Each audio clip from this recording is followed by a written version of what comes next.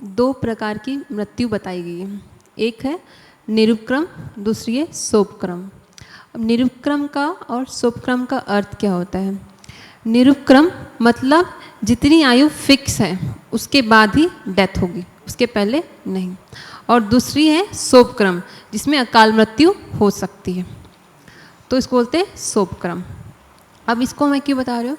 इसका अर्थ ये है कि यदि हमारी मृत्यु अचानक होती है तो उसकी भी हमें प्लानिंग करनी पड़ेगी। लाइफ प्लानिंग के साथ साथ डेथ प्लानिंग भी करना पड़ेगा। क्यों करना पड़ेगा? क्योंकि जैन धर्म में कहा गया है, क्योंकि जो हमारे अंत समय में जो भाव होते हैं उसी प्रकार हमारा भाव मिलता है। तो इसीलिए तो हमारे पास दो सूत्र दिए हुए हैं हमारे पास भगवान महावीर ने। पहला है मारणातिकिम सल्लेखनम जोशिता, जिसका अर्थ है जीवन के अंत समय में ग्रहण करने योग्य व्रत सल्लेखना। महानुभावों, आज के समय में इंसान इतना तेज चल रहा है कि उसको ये पता नहीं चल रहा कि हमारे तेज चलने से पीछे कितने लोग और कितने रास्ते छूट चुके हैं। तेज चलना बुरी बात नहीं है, लेकिन तेज चलते समय इस बात का ध्यान रखना आवश्यक है कि जब ब्रेक लगाना पड़े तो गाड़ी कम से कम सही जगह पर रुक जाए। ऐसा ना हो कि हमारे जीवन की गाड़ी की रफ्तार इतनी तेज हो चुकी है कि जब हम ब्रेक लगाएं तो उस समय जल्दी से हम संभल ही ना पाए। आज शरीर में किसी भी अंग में दर्द हो, इंसान तुरंत डॉक्टर को ढूंढता है। लेकिन मेरा मानना यह है कि यदि शरीर में कहीं दर्द हो रहा है, तनाव हो रहा है और डॉक्टर की गोली खाने से ठीक होता, तो कम से कम भारत देश में एक दिन तो ऐसा होता कि उस दिन सारे भारत के लोग कहते कि हम सब स्वस्थ हैं। आज मदर डे आ रहा है, फादर डे आ रहा है, ब्रदर डे आ रहा है, सिस्टर डे आ रहा है, पता नहीं क्या क्या डे आ रहा है, लेकिन एक भी डे ऐसा नहीं आ रहा कि संपूर्ण भारत के लोग बोलें कि आज हेल्थ डे है और आज पूरा भारत के लोग स्वस्थ हैं। ऐसा हो नहीं सकता, क्योंकि दवा से यदि लोग ठीक होते तो दुआ की आवश्यकता नहीं होती, लेकिन जो दुआ से ठीक होते हैं उनको दवा की आवश्यकता नहीं होती। और कमाल इस बात का है कि जो डॉक्टर आपको चेकअप कर रहा है उसके घर में ही पेशेंट है, जो मेडिकल की दुकान वाला आपको दवाइयाँ दे रहा है उसके घर में बीमार है। तो दवाई खाने मात्र से इंसान सुखी नहीं होता, डॉक्टर के चेकअप से मात्र खुशी नहीं होता, बल्कि होता है इंसान सुखी तो अपने मन को प्रसन्न रखने से, अपने मन को तनाव से रहित करने से, अपने मन को तनाव को छोड़ने से। आज स्थिति ये है कि लोग छोटे से छोटे मौके में भी खुशी को ढूंढ लेते हैं, और एक स्थिति ये भी है कि बड़े बड़े माहौल में भी इंसान दुख को ढूंढ लेते हैं। सुख को खोजना, दुख को खोजना आपको अपने हाथ में ही है। जैसे मान के चलिए दिवाली का समय है, किसी कारण से आपके घर में लाइट नहीं लग पाई और दोनों अड़ोसी पड़ोसियों के पास लाइट लग गई, सामने वाले मकान में लाइट लग गई और आपको उनके घर की लाइटों की रोशनी आ रही है, तो अब दुख मत बनाओ कि मेरे यहाँ लाइट नहीं लगी, बल्कि ये बोलो कि भैया कम से कम मैंने बिजली की बचत करी है और आसपास के लोगों की लाइटों से मेरा घर तो ऑटोमेटिक जगमगा रहा है। यदि आपने ये बात सीख ली तो आप इंसान दुनिया में सर्वश्रेष्ठ हो, जो कहीं पर भी सुखी रह सकते हो। लेकिन आज इंसान हमेशा दूसरों की ओर देख रहा है, अपनी ओर नहीं देख रहा, और जो अपनी ओर देखता है तो लगेगा कि हमें कुछ चाहिए ही नहीं। क्या चाहिए, क्यों चाहिए? वस्तु, किताब, कॉपी, मकान, कपड़ा, वस्तु। जिस दिन अंतिम सांस ली जाएगी उस दिन चाहे कर भी आप कुछ नहीं कर पाओगे। आप बिल लिख कर भी जाओगे तो बिल बदल दी जाएगी। आज मैं देखता हूं कि माँ बेटे के रिश्ते खराब हैं, भाई बहन के रिश्ते खराब हैं, पति पत्नी के रिश्ते खराब हैं। अभी एक दिन मैं कहीं बैठा था, एक आदमी बता रहा था, बोले एक पति पत्नी में झगड़ा हो गया और पत्नी ने शराब पीकर अपने पति को पीटा। आज तक मैंने सुना था उल्टा। मैंने फिर पूछा क्या कह रहे हो?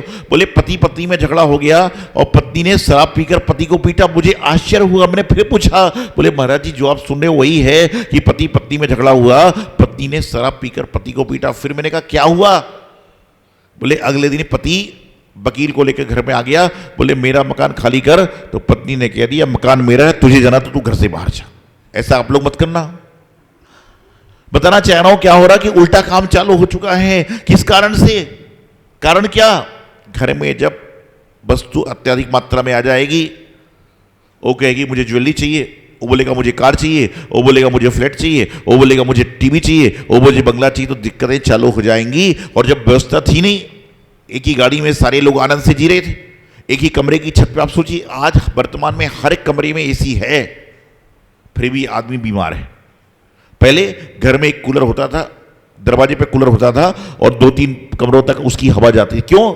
क्योंकि शरीर की गर्मी नहीं थी, सिर्फ बाहर की गर्मी थी। इस समय शरीर की गर्मी तो कम है, बाहर की गर्मी तो कम है, लेकिन शरीर में गर्मी इतनी है। कई आदमी फोबिया में जी रहे हैं कि मैं वहां मंदिर जाऊंगा, मुझे उस सीट पर बैठे मिलेगा, मेरी थाली लगी होगी, और नहीं लगी तो उसको दिन खराब लगने लगेगा। अरे थाली तुम लगा लो ना, आप दूसरों के आश्रित क्यों होते हो? आज मैं देख रहा हूं वर्तमान में जितने बच्चे पढ़ाई कर रहे हैं ना, 100 में से 80 बच्चे डॉक्टर पढ़ रहे हैं, और उन 80 में से 50% बच्चे किस चीज का डॉक्टर बन रहे हैं पता आपको? 80 में से 60 में से 50 बच्चे, 30-40 बच्चे किसके डॉक्टर बन रहे हैं? साइकोलॉजी के। किसके? हार्ट के नहीं बन रहे, शुगर के नहीं बन रहे, पेट के नहीं बन रहे, किसके बन रहे हैं? जिस बच्चे से पूछो साइकोलॉजी का डॉक्टर बनना हो, अरे मैं पूछता हूं क्यों बनना है? बोले महाराज जी आने वाले समय में जब मैं डॉक्टर बनूंगा उस समय हर घर में आदमी साइको हो जाएगा, तो सबसे ज्यादा कमाई इसी में होने वाली। और यही हो रहा है।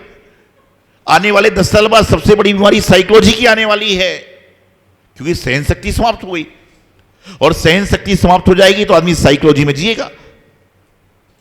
सहन शक्ति बिल्कुल समाप्त है।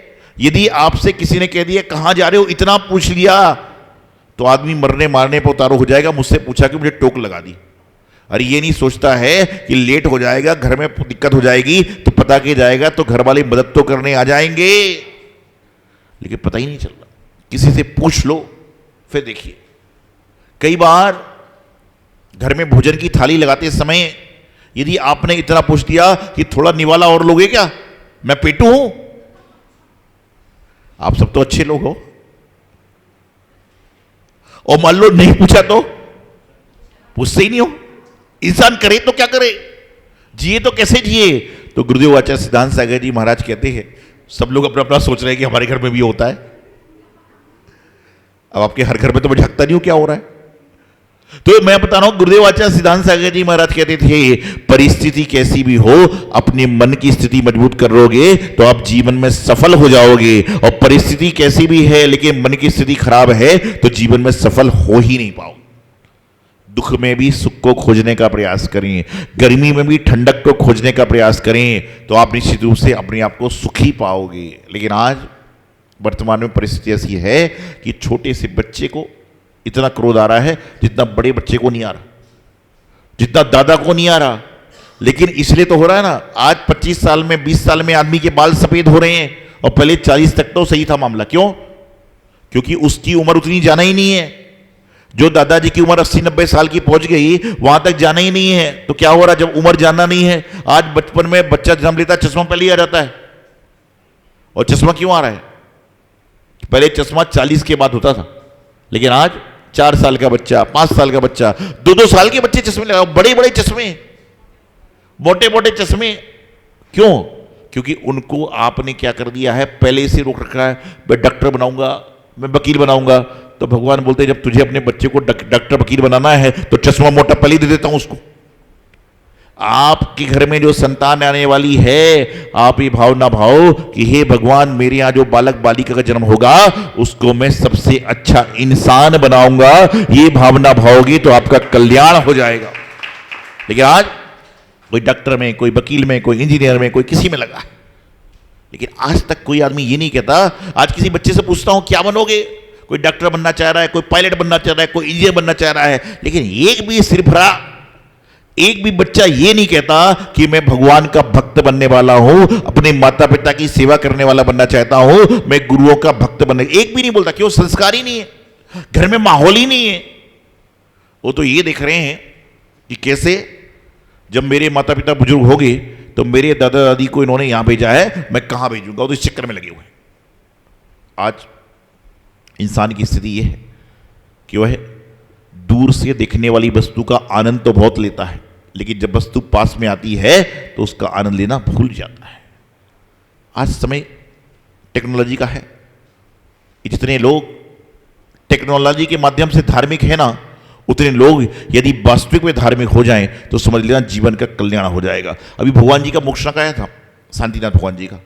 हर आदमी के इंस्टाग्राम में, स्टेटस पे, फेसबुक पे शांतिनाथ भगवान की जय हो, शांतिनाथ जगत के हितकारी, सब कुछ लिखा है। निर्माण महोत्सव मना रहे हैं। मैंने दो चार को पूछ लिया कि शांतिनाथ भगवान का मोक्ष कहां से हुआ है। इनको मैंने पूछ लिया कि शांतिनाथ भगवान का मोक्ष कहां से हुआ है, कौन से नंबर के भगवान हैं, तो कोई जवाब नहीं है। क्यों? देखा देखी चल रहा है। अरे जिसको लगा रहे उसके बारे में जानकारी तो रखो। और कई तो ऐसी स्थिति बन रही है, अभी कुछ दिनों पहले एक एक्टर बीमार हो गया, अस्पताल में भर्ती हो गया, टीवी में न्यूज आ गई कि फलाने नहीं रहे, वो देख रहा है।